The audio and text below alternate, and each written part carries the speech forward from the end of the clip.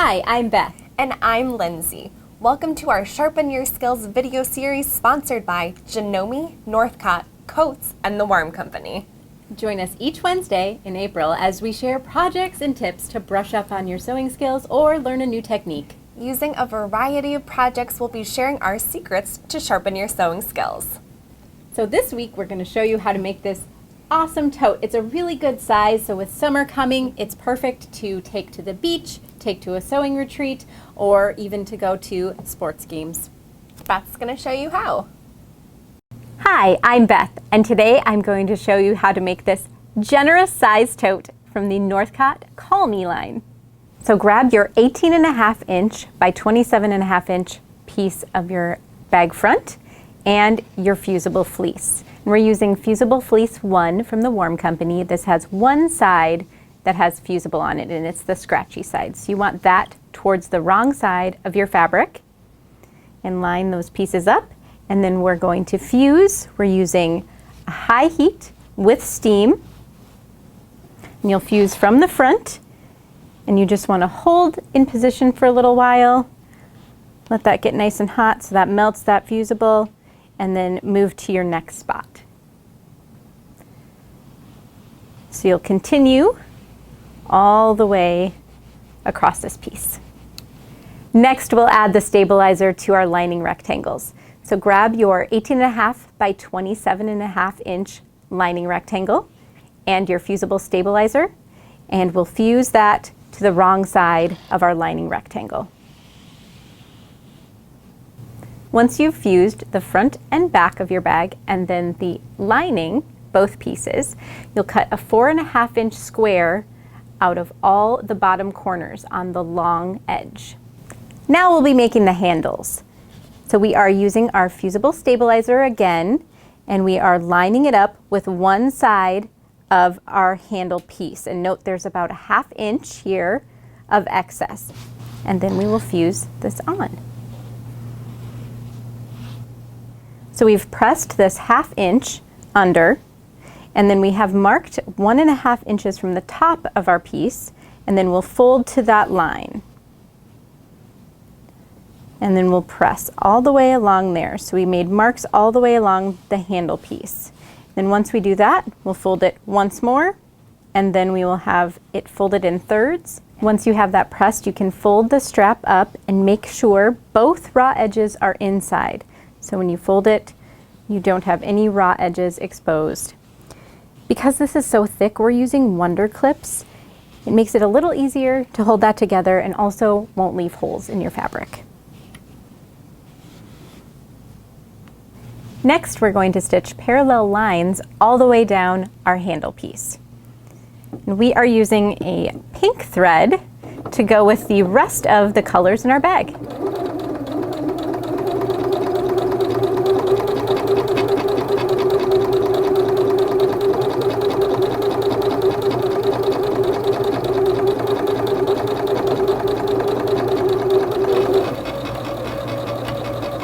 For the next line of stitching, we can use the guide on our 1/4 inch foot to line up with our previous line of stitching.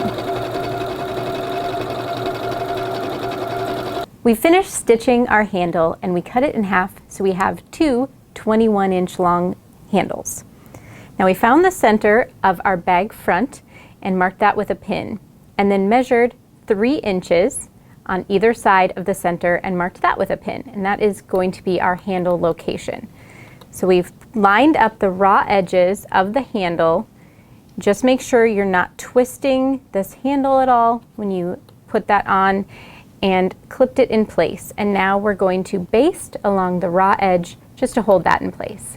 So for a basting stitch, you want to lengthen your stitch a little bit. We've got a 4 millimeter on here.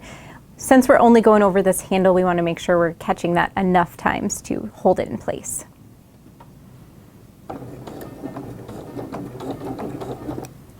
And we're using about 1/8 of an inch.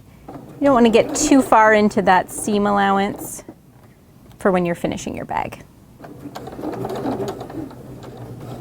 And do that on both handles. Now do that on the bag back as well. Now that we have our handles basted, we'll take our lining piece and we're going to match those up right sides together and make sure the handles are on the inside. And we'll clip or pin along the top edge. We're using the Wonder Clips again.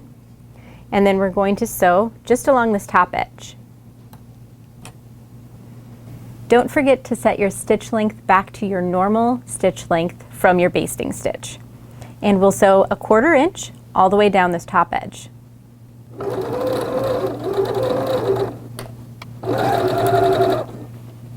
So we've sewn both of our fronts to our linings and press the seam open. So this is what it looks like. It's a rather large piece. So you're going to lay these out right sides together, lining touching the lining and the front touching the front, and then you'll want to alternate the handles so you don't have them both on one side. It gets a little bulky. Then we'll line everything up, and I've marked our opening for turning, and that's on the lining side, and that's 10 inches, so center that on the bottom. And then we're going to sew around the bag, but we're leaving open these corners. So we're going to sew here, along the sides, and then along the top on the other side. So we've added our extension table to help support our project, and this comes with the Janome 3160 QDC. We've also added our walking foot. This is a really great time to use it. It helps feed all the layers through evenly, and we're going through a lot of layers here, so that will really help us a lot. So we're stitching all the way down the side with a 1/4 inch seam.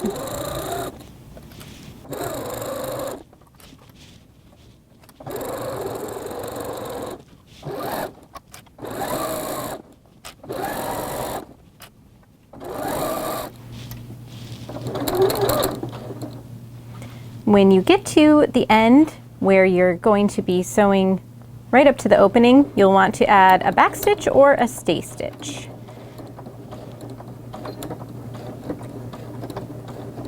So we've finished sewing, and now we're going to box the corners, and this gives the bag its shape.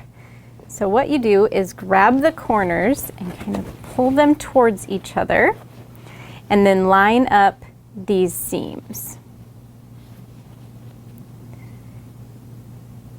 And then we're going to just finger press those open and then line up this whole part. Make sure that the seams in the center are meeting. That's critical. Once we've maneuvered that under the needle, then we'll sew across the raw edges here, and that will create our boxed corner.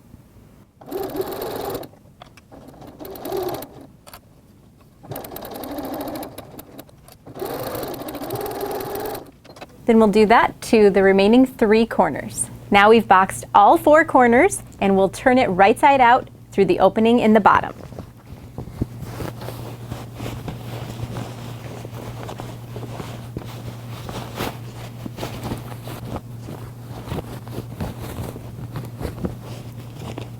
Now you can fold the opening in the lining under a 1/4 inch and hand or machine stitch that closed. The next step is to tuck the lining inside the bag.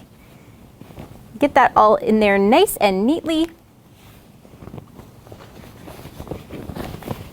You just kind of have to work it around a little bit.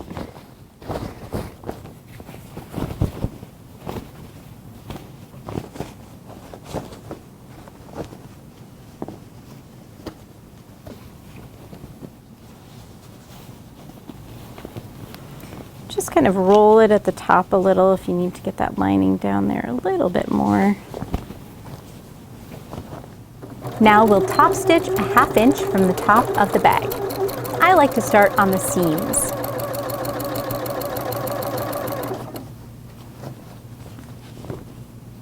When you get to the handles, just make sure that they are up and not tucked inside the bag.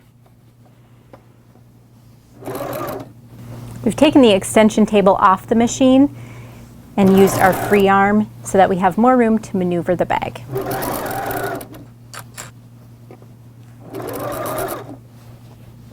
We're almost done. So we've top stitched our bag, and now we're going to give a little more definition to the corners. So what we'll do is measure over from the center seam to our boxed corner, and then do that at the top, and that's where we're going to pinch and then line up the top with the bottom. So we're going to sew down a 1/2 inch down the side and backstitch at the top and bottom. Or you can use a stay stitch as well. As you get down to the bottom, stop about a 1/4 inch before you get to the bottom of the bag and backstitch there too. We've defined all 4 corners, and now the bag is finished. It is a really great size, and it's nice and sturdy. Perfect for packing full of all your crafting items and taking it on the go. The tote bag is such a useful project. I love it. And we used Fusible fleece from Warm Company in that project, and so we wanted to give you a little more information about the Fusible fleece. So we used Fusible fleece 1 in the tote bag, as well as the table runner we used last week. And so that has Fusible on one side, and there's also Fusible fleece 2, and that has Fusible on both sides. So they both work in much the same way. They add nice dimension and loft to your projects. You won't gum up the needle, and it really helps you hold everything in place before you're sewing. So with that Fusible, you can fuse it right to the project and really hold it. It's great for if you don't like to baste your projects. The Fusible can hold all your layers in place while you're sewing and quilting, so it makes it really easy. Yeah, these are really fun products to use. Okay, the Warm Company also has a Steam-A-Seam 2 and then light Steam-A-Seam 2. So these are fusible webbing that you would use for things like applique. So the Steam-A-Seam 2 is something that is a permanent hold on your shapes. So once you fuse it in place, you don't have to sew that down. It will, remain in place even when you wash the projects or the clothing if you're fusing things to it. So this is great if you want a no-sew project. The light Steam-A-Seam 2 is half of the weight of the Steam-A-Seam 2. So it's great for lighter weight fabrics, or if you do plan to sew things in place just to give it a nice finished look, you want to use the lighter weight one so that it's not gumming up your needle. And both of these actually are now printable so that you can print your own applique shapes right on these projects, and they come on the roll or in these printer size sheets. So that's a really great option if you like applique. And then our really fun new product too is the light Steam-A-Seam 2, and these are ABC 1, 2, 3 sheets. So it comes pre-printed with letters and numbers, and even we have some symbols, and we're going to show you how to use that. Yes, so the first thing you do is you want to cut out the shape you're using, just give it a little space around the letter, and then you just want to peel the backing off, and then it's sticky, and then you stick it to the wrong side of the fabric that you want your number or letter to be. And you don't need to iron it yet. And then you cut out the shape so it's sticky enough to hold everything in place. So we're just going to cut out the one. And the nice thing is you can do either the big outline, that's a little chunkier, or you can do the inner outline, and that's a little skinnier. So you have a couple options here to really customize it for the project that you're working on. Yeah. So I'm doing the bigger shape. So I think it would be really fun to use this on the tote bag. The numbers coordinate perfectly with this fabric line. You could make a little tag, you could monogram this. I think this would be a really fun maybe gift for a teacher. End of school year is coming up, and this would be a great tote for them to have all their school stuff in. Good thinking. Okay, so once we have the number cut out, we just want to peel the backing off, and the Fusible should be stuck to the back side of that fabric. And then you just layer it on the fabric, and you just want to iron it. If you're using cotton, you'll do a high steam setting or a high heat setting with steam, and you just hold it about 20 seconds and it should be perfectly fused in place. And then from there you can stitch it down if you want, or you don't have to.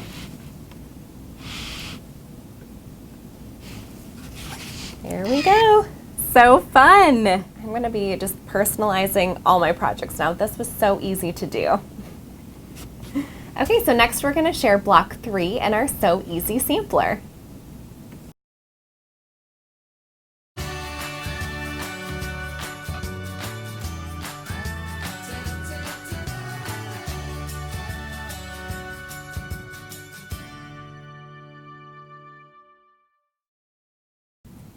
An accurate 1/4 inch seam is so important when you're quilting, and especially in this block. So we've got some tips for you for getting that accurate 1/4 inch seam. Yeah, so this block uses very skinny strips and you're sewing a lot of them together. So if you don't have an accurate 1/4 inch, it's really going to show in your finished block.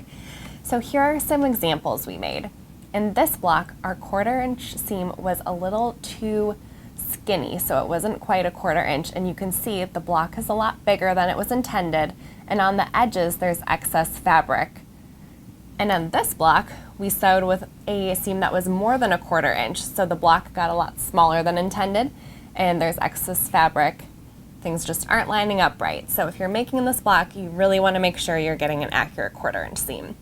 So the first step, if you're finding that your blocks aren't coming together well, is by testing your 1/4 inch seam on your machine.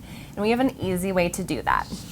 So if you take an index card, the lines on an index card are spaced a 1/4 inch apart, which makes it a really useful tool for testing your seam.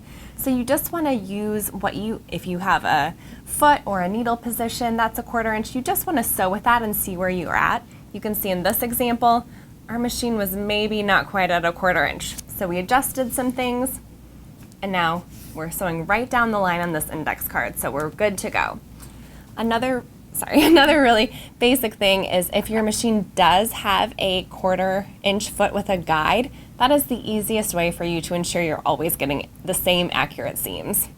That's one of our favorites. The 1/4 inch foot really never leaves the machine. Exactly. So another great thing is if your machine doesn't have a 1/4 inch machine, you can make your own seam guide by just layering washi tape or any sort of painter's tape. We suggest masking tape, about 5 to 8 layers just on top of each other, so it's a little thicker. Then you get a good little bumper. It's kind of like bumper in bowling. Yeah.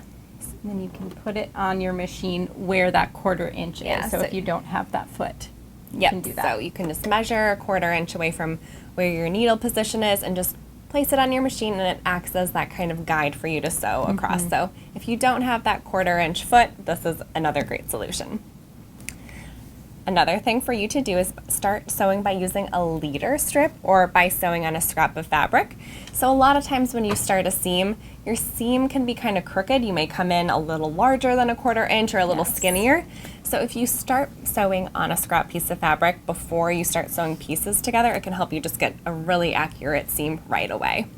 Another thing to consider is if you have a needle down position, which this is this button, that means when you stop sewing, the needle will be in the down position and you won't have any shifting or anything will happen. If you're lifting up your presser foot, your fabric is going to stay right there where you left it. Yes. And also if you are a speed demon at the machine and you're finding your accuracy a little off, just slow your sewing down. Yeah. If you have a speed control on your machine, that's a good time to use it. Maybe you're a little bit of a lead foot and you need the machine to help slow you down a little bit. Yes. So a 1/4 inch seam is one of the most basic things to know when you're sewing and especially quilting. So we hope that these tips help you get accurate seams in your project. So next we're going to share 10 tips for English paper piecing.